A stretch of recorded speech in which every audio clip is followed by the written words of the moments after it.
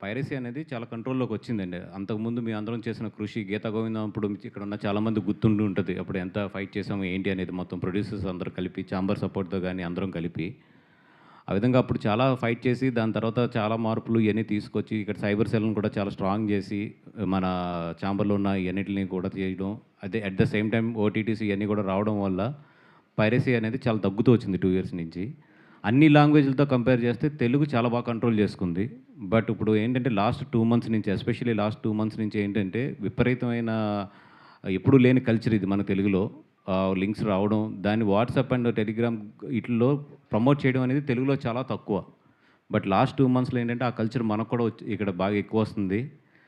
నేను, అరవింద్ గారు మేమందరం కూడా యాస్ ఎ ప్రొడ్యూసర్స్‌గా మేము చెప్పేదేంటంటే ఇది మా అందరి కష్టం.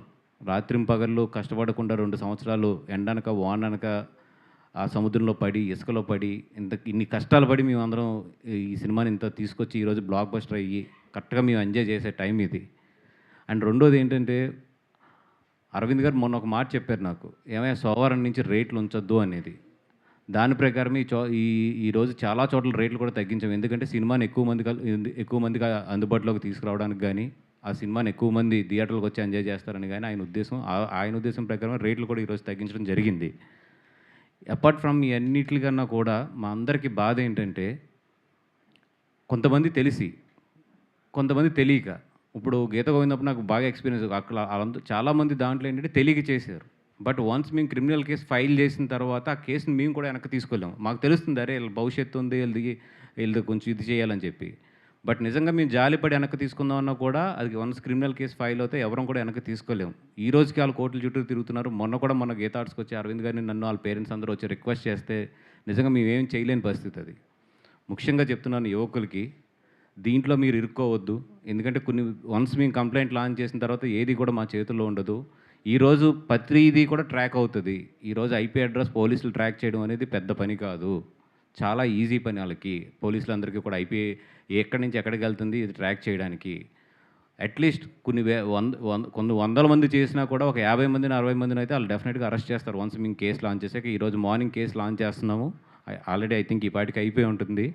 ఈ అన్నిట్లికన్నా ఘోరం ఏంటంటే, మేమందరం బాధపడింది ఏంటంటే, ఒక ఈ ఆర్టీసీ బస్‌లో ఎలా ఏస్తారు సినిమాని? అసలు ఓకే.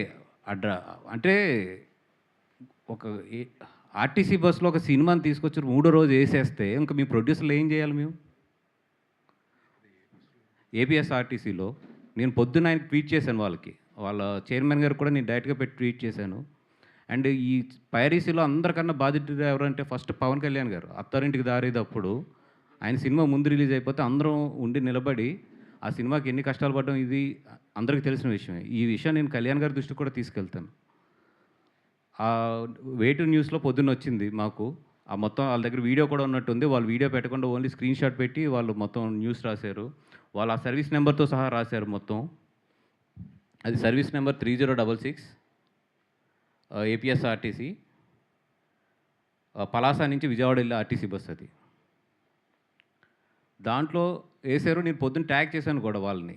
ట్యాగ్ చేస్తే ఇప్పుడు వరకు దాని మీద ఏమి యాక్షన్ తీసుకున్నారో, రియాక్షన్ తీసుకున్నారో నాకేమీ తెలీదు.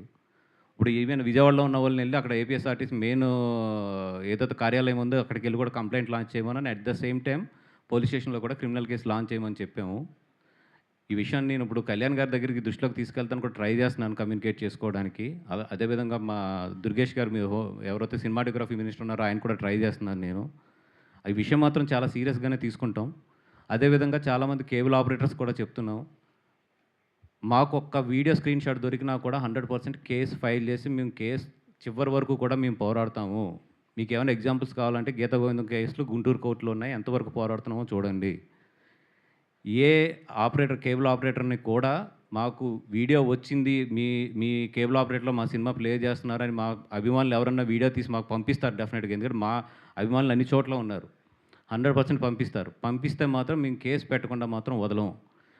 ఒకటే నేను మన అక్కినేని అభిమానులకు గానీ, సినిమా అభిమానులకు గానీ, మమ్మల్ని ఆదరించే అభిమానులందరికీ నేను చేసే రిక్వెస్ట్ ఒకటే ఏంటంటే, ఎవరైనా సరే ఈ సినిమాని కేబుల్‌లో ప్లే చేస్తున్నా, లేదా పబ్లిక్ ప్లేసుల్లో ప్లే చేస్తున్నా, లేదు ఇట్లాగా డౌన్‌లోడ్ చేసి ఇల్లీగల్‌గా ప్లే చేస్తున్నా కూడా, లేదా గ్రూప్స్‌లో ఎక్కడన్నా షేర్ చేస్తున్నా కూడా, మీరు జస్ట్ వీడియో తీసి ఆ వీడియోని ఈ నెంబర్కి పంపించండి.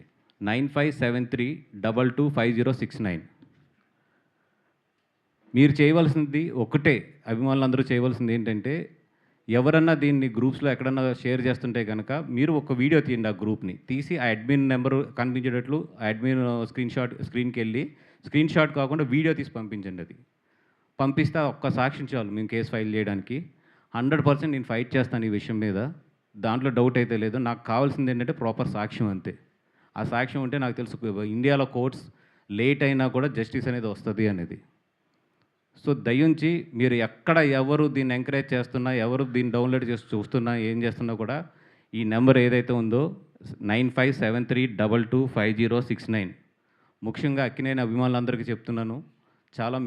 చైతన్య గారికి చాలా మంచి సినిమా తీసిచ్చాము.